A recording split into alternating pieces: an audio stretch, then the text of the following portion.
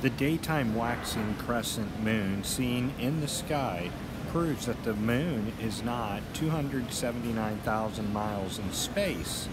As you can see from this full moon video that I took using a Nikon P900 camera, I was able to zoom in very close to the moon.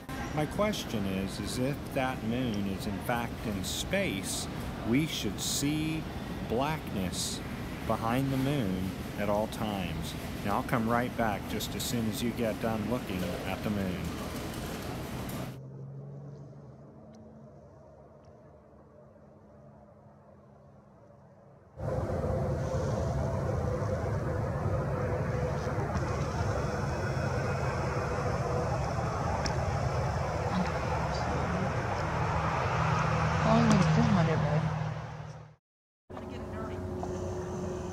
Now this is the daytime waxing crescent moon, but I ask you, if the moon is 250,000 miles out in the darkness of space, how can I see the blue behind the moon during the day?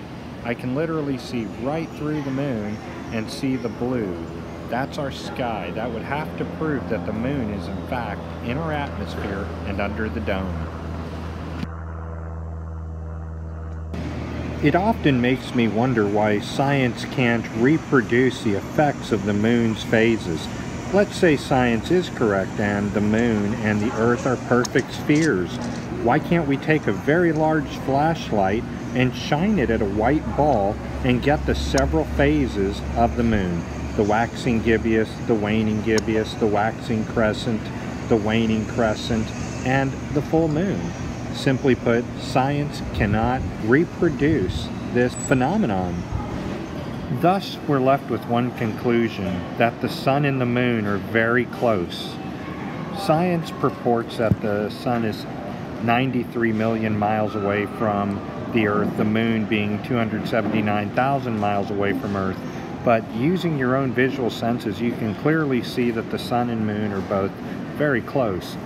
In fact, science says that the reason the moon has phases is simply because the Earth is casting a shadow from the sun directly onto the moon. But I'm going to prove that false. I'm going to show you that the sun and moon are in the same sky above our eyes. Therefore, there's nothing casting a shadow. There's no way that the shadow of an Earth can bounce back up against the moon.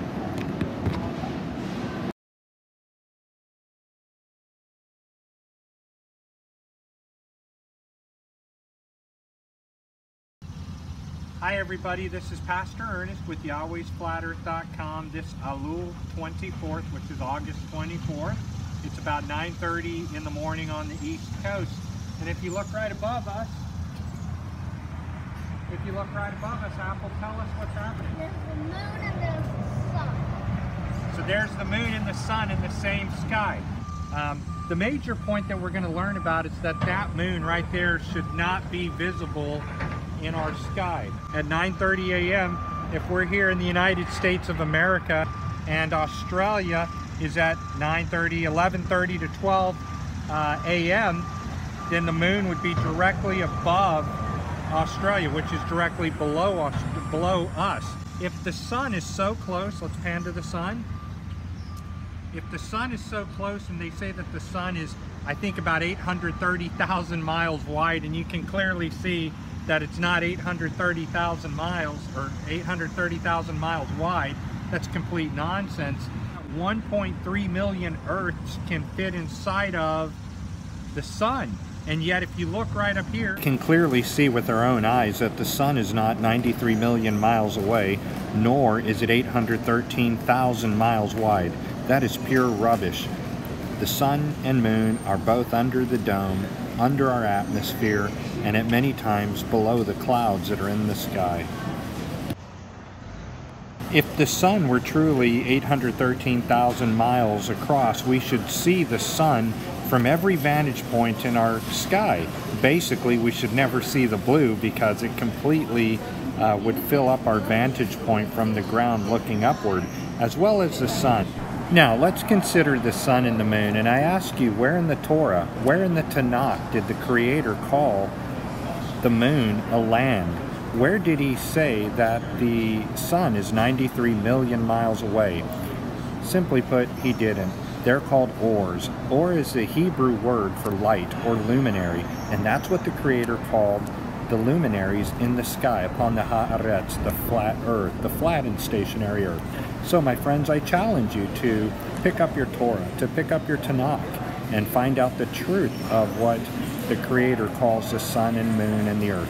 There's no such thing as planets circling a big sun. There's no such thing as the earth flying through a galaxy at 666,000 miles per hour.